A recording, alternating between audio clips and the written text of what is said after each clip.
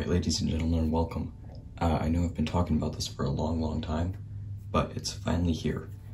The finale of my Bronco 4600 build out of Legos. So it's taken me about 7 months to do this. I'm super proud of how this has come out, and today we are going to be going over the quirks and features of this Lego Bronco 4600. So starting off with the specs of this, it is 15.5 inches long, it is 8 inches across, wide from wheel to wheel, and it is 8.5 inches tall, including this couple inches of ground clearance here. So I estimate this is about a 1/10 scale truck. It's not as big as the Lego Bugatti Chiron set, but it's not as small as the Creator Experts either.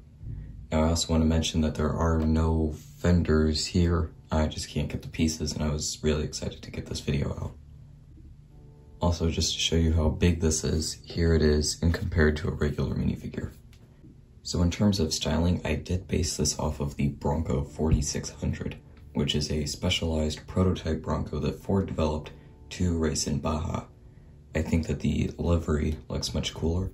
As you can see, it's got white stripes here accenting a red with this Bronco. The Bronco actually took me quite a bit of testing to develop, but in the end I think it turned out pretty good.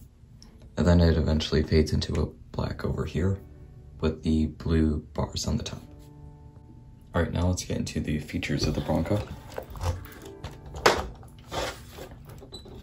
There are working headlights, which I'll show later. This winch down here does not work, it is just for styling. These are some fog lights, but those don't work. What does work is the engine. And so, taking a look inside of here, this is an inline 4. I know that the real 4600 has a V6, but I didn't realize that until after I started building it.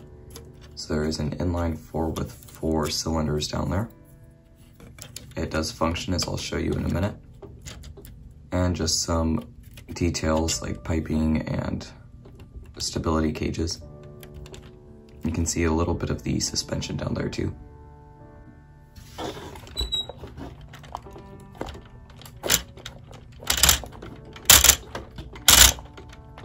So the engine is hooked up to the rear axles, so when the rear wheels spin, it drives a shaft to the engine that pushes the pistons up. It's a very simple Lego mechanism, but it works quite well in replicating engines. You can just, alright, next up, moving around to the back here, you can see there is a single exhaust made out of some of those Speed Champions rims. And to get into the battery compartment to turn on some of the cooler features, remove the spare tire, lift the cage, and open this. You can see that I'm just using a power functions box. And the green light means it's on.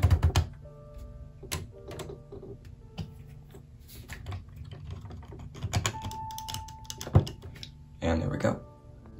So what that did, maybe I'll turn this off so you can see it better, is now the headlights are on. Now the little light bits that run into the real Bronco badge don't turn on, but the main headlights do. So another feature that we've got on here that is motorized is the steering. Got the MGC 2x2 helping me out here. So I am gonna hold this just so it doesn't shake, but you can see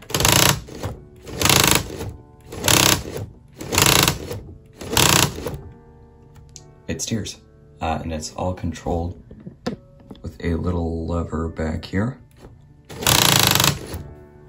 It does make this weird sound. I haven't figured out why, but it's something mechanical and I don't want to tear the body off again. So looking in at the interior from the passenger side door here, you can see it's very basic. We have the lever for the steering here, and over here is a fake steering wheel with a little gauge cluster. And up here you've got more of the blue bars, and you can see the high-powered lights for racing. There is some plating in the interior, but as you can see, this is for the wire. It just covers up the hole so that nothing gets in there. There are some running boards down here. I made use of a tower piece. And I'm going to get into the side here. Move that panel. then this entire assembly just comes off. So once we take that panel off, we can get inside, see our Master of Operations and Chief Engineer Jack at his little workstation.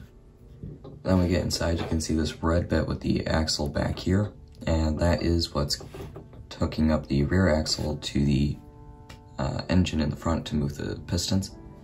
Then down here, this is our power functions motor. Oops. I'm just using a small motor, and that's hooked up to a rack and pinion system in the front. I know it's very messy. I estimate there's about 2,000 to 3,000 pieces in this model, and 1,500 to 2,000 of those are made in the chassis.